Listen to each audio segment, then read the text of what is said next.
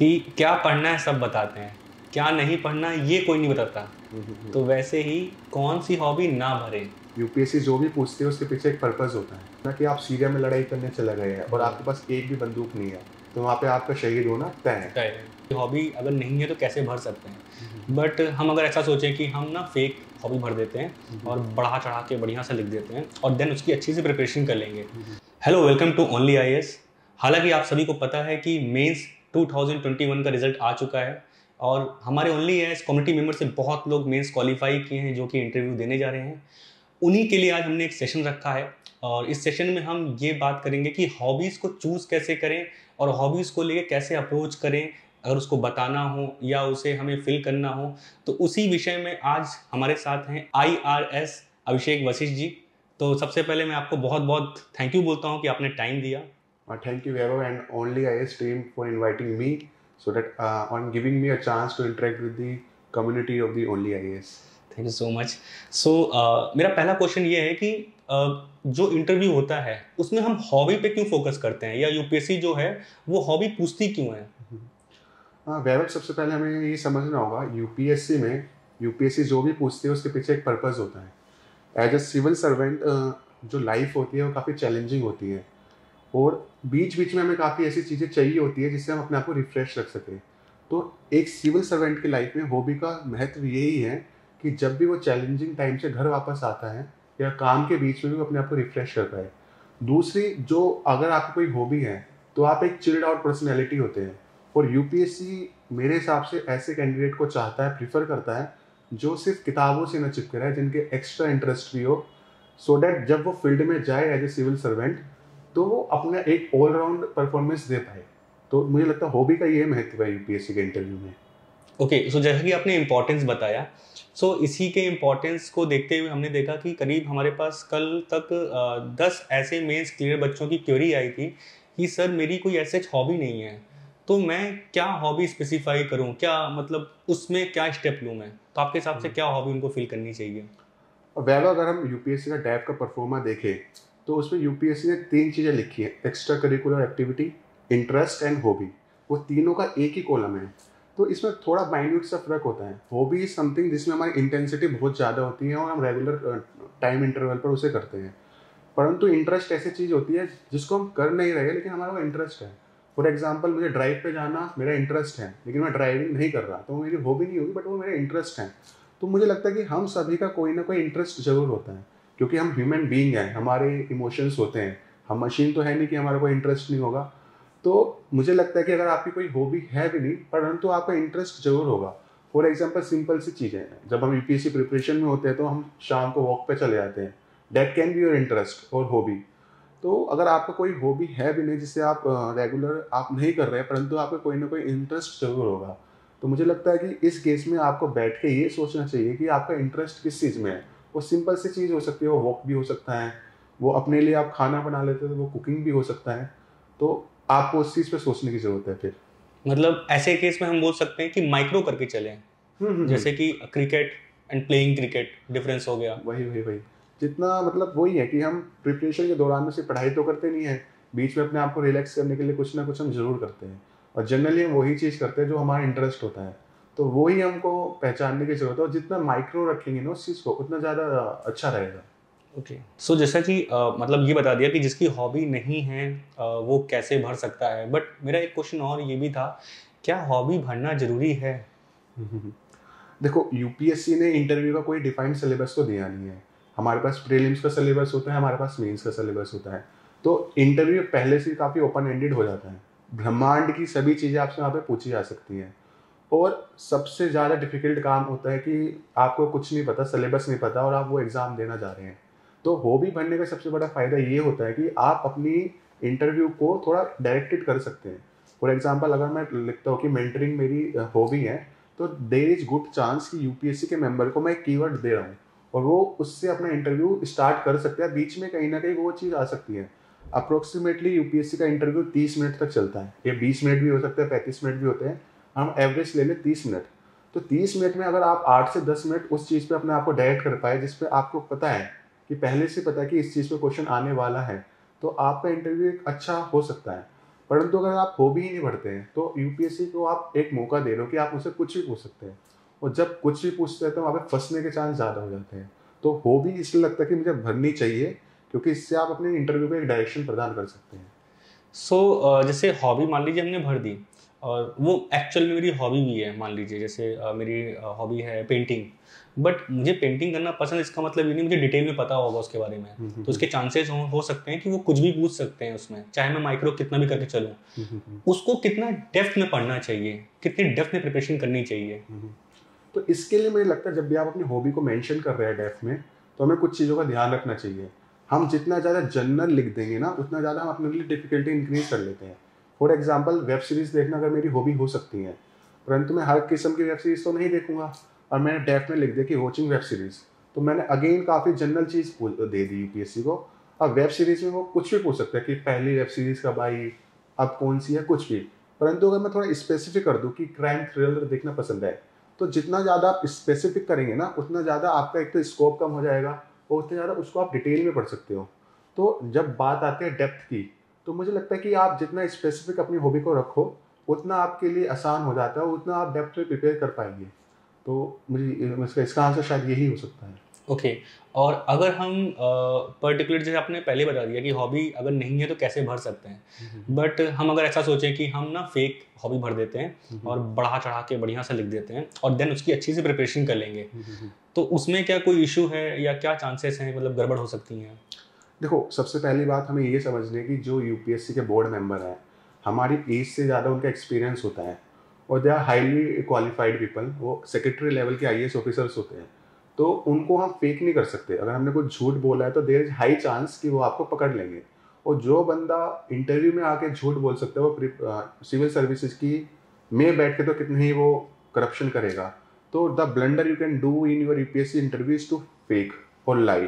तो हमें झूठ तो नहीं बोलना है, क्योंकि और हॉबी में तो बिल्कुल नहीं झूठ बोलना है, क्योंकि हॉबी समथिंग जिसमें आप खुद बता रहे हो कि ये मेरी हॉबी है और मेरे इसमें इंटरेस्ट है, और आपने हॉबी को ही झूठ बोल दिया, तो आपको आपकी एक्चुअल में तो वो हॉबी है नहीं, और उन्होंने आपसे कोई डेप्थ में क्वेश्चन पूछ लिया और आप उसका आंसर नहीं दे पा रहे हो, या कोई इजी क्वेश्चन का भी आंसर आप, क्योंकि हम सब प्रिपेयर तो नहीं कर सकते देखो यार, तो हॉबी में अगर हमने आंसर नहीं दिया तो उनको आइडिया लग जाएगा कि इसने हॉबी में हमसे झूठ बोला है। सेकंड चीज़ की जो हॉबी आपकी है वो आपकी पर्सनैलिटी में भी रिफ्लेक्ट होनी चाहिए।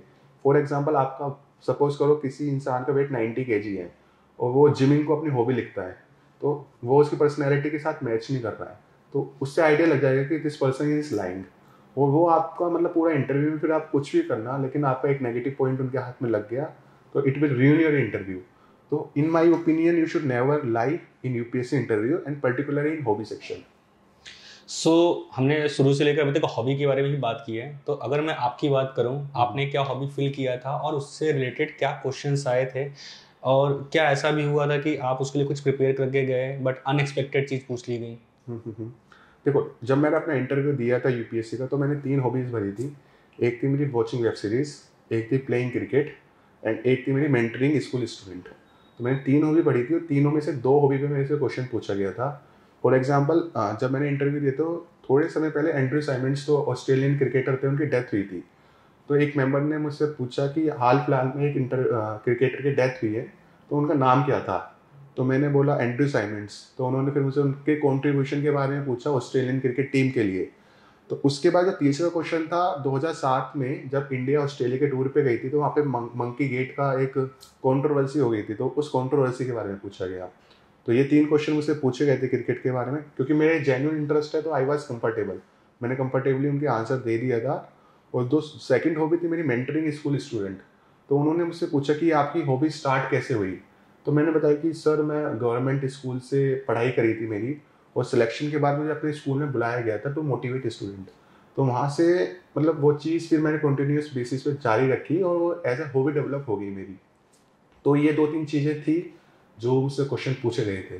मतलब जो भी हॉबी अगर करंट अफेयर से रिलेटेड है तो उसमें भी हमें अपडेट रहना है। अपडेट रहना चाहिए, क्योंकि लास्ट ईयर जब मैंने इंटरव्यू दिया था, ओलंपिक्स चल रहे थे, एंड क्रिकेट मेरी हॉबी है, तो कहीं ना कहीं मेरे दिमाग में था कि क्रिकेट को ओलंपिक से लिंक करा जा सकता है, क्योंकि ओलंपिक में क्रिकेट है नहीं।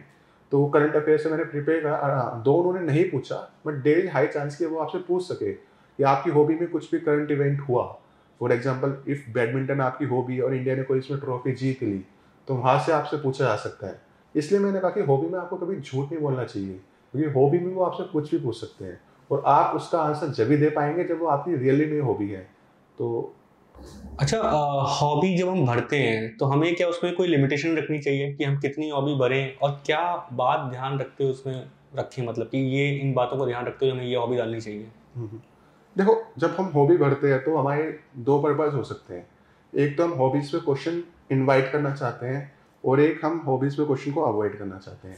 फॉर एग्जांपल अगर मेरी जेन्युइनली कोई हॉबी है नहीं और काफ़ी मैंने जनरल सी चीज़ लिख दी, फॉर एग्जांपल वॉकिंग, ठीक है, तो मैं चाहता हूँ कि क्वेश्चन ना पूछा जाए।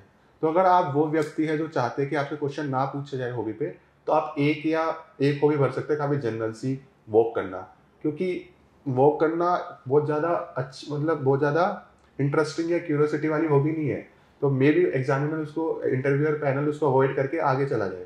But if you are someone जो चाहता है कि हॉबी से क्वेश्चन पूछा जाए और आपका इंटरव्यू पर्टिकुलर डायरेक्शन में जाए, तो उस केस में मुझे लगता है कि 2 से 3 हॉबी भरी जानी चाहिए।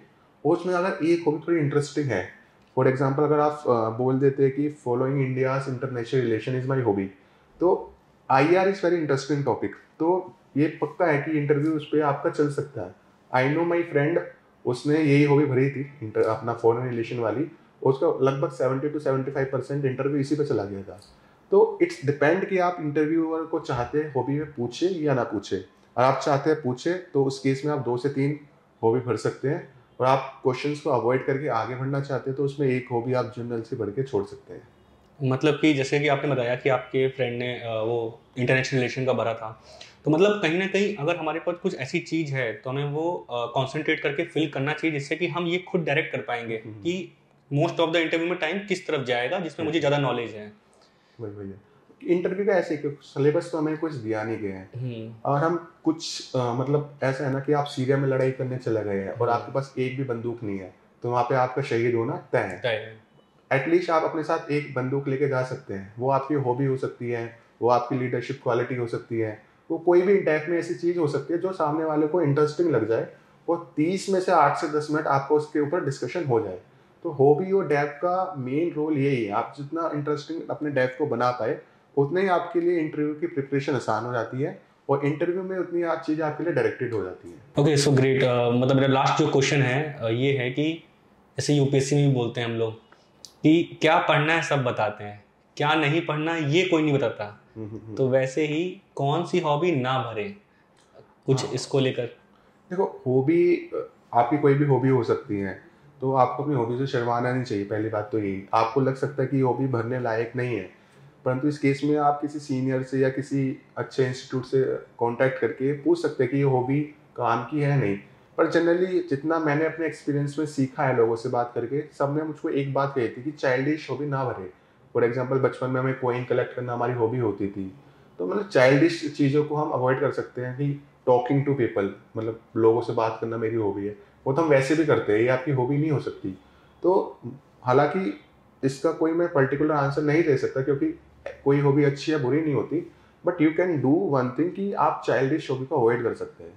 बाकी भरने से पहले एक बार सीनियर्स के साथ कंसल्ट जरूर कर लेना कि ये चीज़ सही है या गलत है, क्योंकि उनको एक एक्सपीरियंस से वो आपको एक अच्छा आइडिया दे सकते हैं। मतलब थोड़ा रैशनल रहें और थोड़ा मेंटोरशिप ले लें इस चीज़ को लेकर, सो दैट उसके अकॉर्डिंगली। लास्ट में ये बोलना चाहूँगा कि आप कुछ सजेशन देना चाहते हैं जो आपकी लर्निंग्स रही हो मॉक इंटरव्यू देकर? इंटरव्यू के लिए मैं 2 सजेशन देना चाहूँगा जो मुझे लगता है कि इंटरव्यू में सबसे ज़्यादा इंपॉर्टेंट चीज़ें हैं। पहली चीज़ जो मुझे लगता है इंपॉर्टेंट है वो ये है कि आप ऑनेस्ट रहना। क्योंकि मेरी एक IAS ऑफिसर सर से बात हुई थी अपने इंटरव्यू से पहले, तो उन्होंने कहा था कि एक सीधा इंस्ट्रक्शन जो हमें मिलता है वो ये था कि हमें आगे ब्यूरोक्रेसी में करप्शन को रोकना है। और अगर बोर्ड मेंबर को ये लग जाता है कि आप इंटरव्यू में ही झूठ बोल रहे हैं, तो आगे सर्विसेज में तो आप करप्शन को कम करने से नहीं गए, आप उसको बढ़ाएंगे ही। तो first thing that you should keep in your mind कि आपको सच बोलना है, झूठ नहीं बोलना है। दूसरी चीज़, आपको कॉन्फिडेंट रहना है इंटरव्यू में, क्योंकि जब आप सिविल सर्वेंट बन जाएंगे तो एक पूरे जिले की जिम्मेदारी आपके ऊपर होगी एज ए DM और एज एन SP। तो अगर आप इंटरव्यू में कॉन्फिडेंटली नहीं जा रहे हैं तो बोर्ड मेंबर को लग सकता है कि ये अभी 5 लोगों के आगे अगर कॉन्फिडेंट नहीं है, तो पूरे जिले की जो एक बहुत बड़ी जिम्मेदारी होती है तो शायद वो हिचकिचाए आपको वो जिम्मेदारी देने में। तो दूसरी चीज़ें लगता है कि कॉन्फिडेंट होके जाए, और जैसा कि पहले मैंने बोला कि आपको सच बोलने का ट्राई करना चाहिए। ट्राई नहीं मतलब आपको सच बोलना ही है। तो ये 2 सजेशंस है मेरे, जो भी कैंडिडेट इस साल इंटरव्यू के लिए अपीयर होने वाले हैं। So thank you so much, आपने अपना टाइम दिया। आई होप ये ओनली आज के सारे कम्युनिटी मेंबर को हेल्प मिलेगी इसमें उनके इंटरव्यू के लिए। तो thank you so much. Thank you, thanks a lot.